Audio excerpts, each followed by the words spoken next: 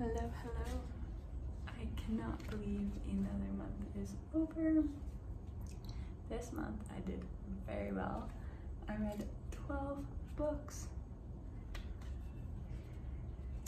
So a lot of them were easy reads, but I'll get to that. The first one I read was The Glass Magician by Charlie and Holmberg. This was part of a series that I read the first one in May, and then I read the next 3 in June. There was just so many twists and an exciting world, like, in general, so liked that one. The next in the series was Master Magician, also Charlie and Holmberg. It was the end of the story for the two characters that we had followed for the 3 books, and so it was a great conclusion for their story, and it left room for the world to be expanded, which it did, because we got a 4th book called The Plastic Magician by Charlie and Holmberg.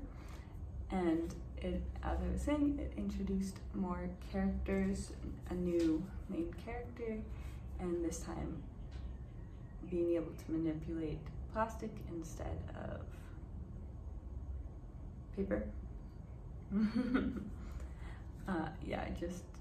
So like, it was cool to learn about that magic in this world that he has created.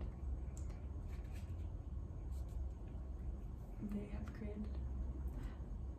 Okay, the 4th book I read this month was The Sisterhood by Helen Bryan.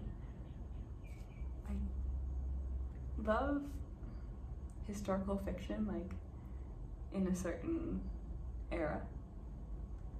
And so when I read it, I was like, oh, this sounds really good. The blurb, not the book. And the first chapter, I almost put it down because I was like, this is way too religious, like, it's not what I signed up for. But stuck with it, reread the blurb because I was like, is it going to be religious the whole book? But it delved way more into the characters and intertwined the stories and everyone's stories. And yeah, I just was captured by all the different stories from the different characters. So it was like, oh, what's gonna happen? What's happening to her? Oh, this is how they play in. So I ended up liking that book. But yeah, the first few chapters, not so much. Okay. The 5th book I read this month was called This Poison Heart by Kaylin Bayron.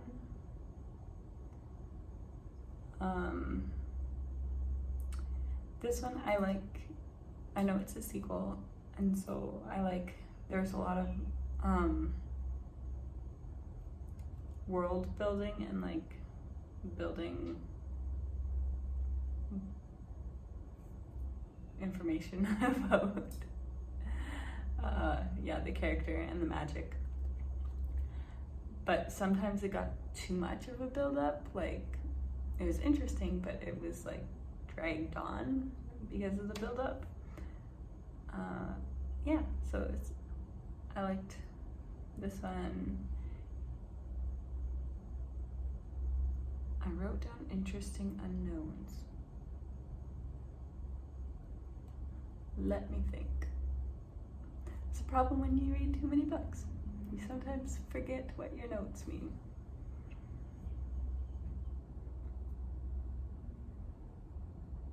Oh yeah, they left a lot of like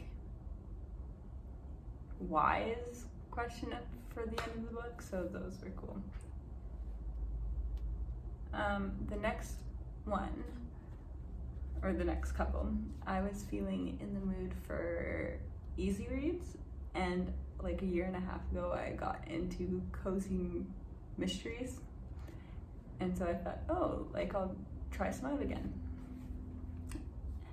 So I tried out Any Which Way You Can by Amanda M. Lee, and I found it very predictable, and like, yes, I know it's a cozy mystery, but way too predictable, and I was like, one and done for that series.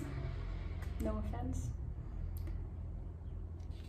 But then I tried the next series I'm gonna talk in a whole, because it's the last 6 books of my June, and yeah, they're all the cozy mysteries. They're all by Penny Brook. They're a Seabrook.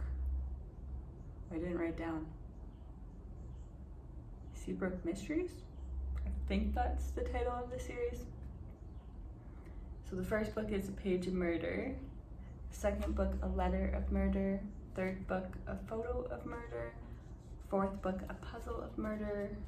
Fifth book, A Prop of Murder. And the sixth book, A Map of Murder. So I enjoyed all of them. There's a few iffy points in the books, but that's to be expected.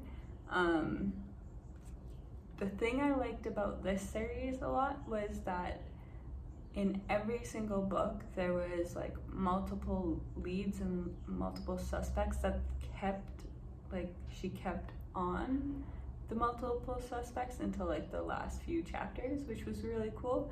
Like there was no definite lead, and every once in a while it would throw you a loop and be like, oh, this is the motive for this, like why this suspect would have it, and not being that suspect. But yeah, so I liked that it was like not predictable, and that there was always multiple suspects that you could be like, oh, like I'm out of the 3 suspects that she suspects, I suspect this one. Like, it was just fun. Keeps you guessing. I also liked this series because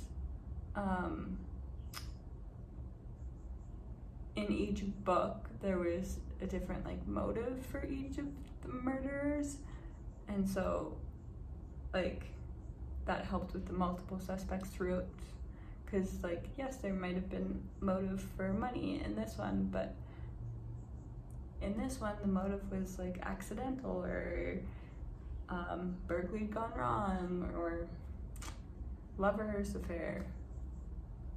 I don't know. So I really enjoyed those ones. Those were nice, easy reads to end off my month. But yeah, those were the 12 books that I read this month. Thanks for listening. If you want to see more bookish things, subscribe.